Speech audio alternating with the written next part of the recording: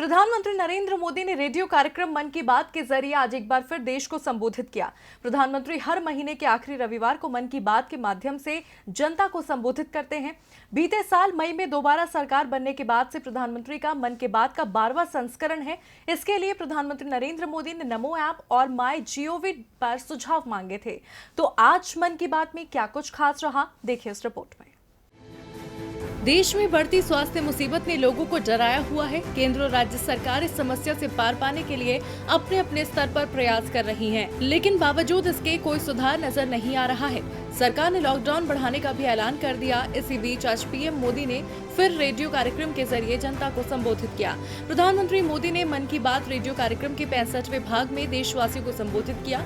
उन्होंने संबोधन की शुरुआत करते हुए कहा, पिछली बार जब मैंने आपसे मन की बात की थी तब यात्री ट्रेनें बंद थी, बसें बंद थी, हवाई सेवा बंद थी। इस बार बहुत कुछ खुल चुका है। श्रमिक स्पेशल ट्रेन चल रही हैं, अन्य स्पेशल ट्रेनें भी शुरू हो गई हैं। तमाम सावधानियों के साथ हवाई जहाज उड़ने लगे हैं। धीरे धीरे उद्योग भी चलना शुरू हुआ है, यानी अर्थव्यवस्था का एक बड़ा हिस्सा अब चल पड़ा है, खुल गया है। ऐसे में हमें और ज्यादा सतर्क रहने की आवश्यकता है।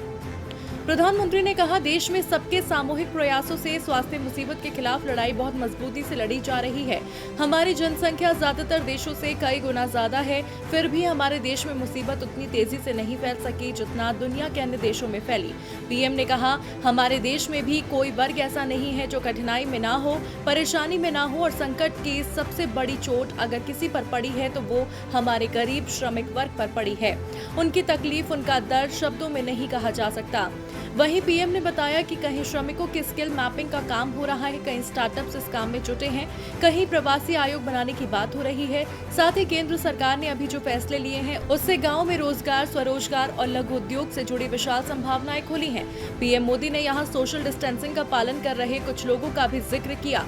पीएम ने कहा, मुसीबत की इस घड़ी में कई इनोवेशन देखने को मिल रहे हैं। DB लाइव की रिपोर्ट।